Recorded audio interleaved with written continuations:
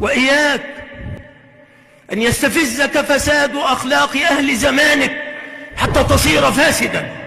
تمسك بأخلاقك أنت في مقابل فساد أخلاقهم.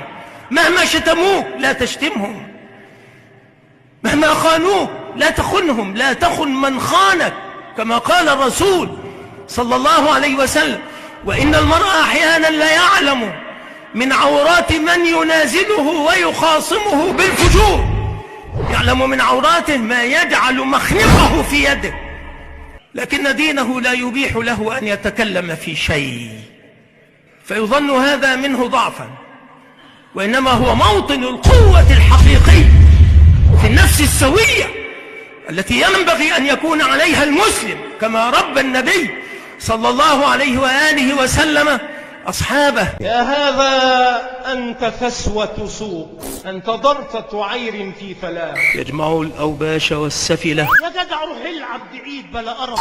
فأصبح كالمرحاض الذي يذهب إليه كل مزنوق ليقضي حاجته، حتى صار شيخ ضلالة بل شيخ زريبة.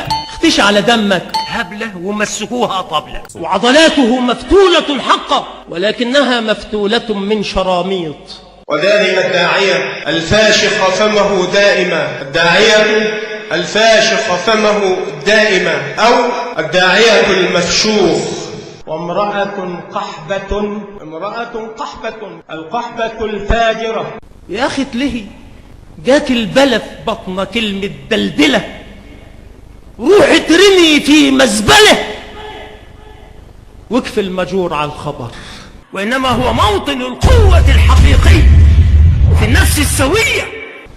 وصلى الله وسلم على نبينا محمد وعلى آله وأصحابه أجمعين.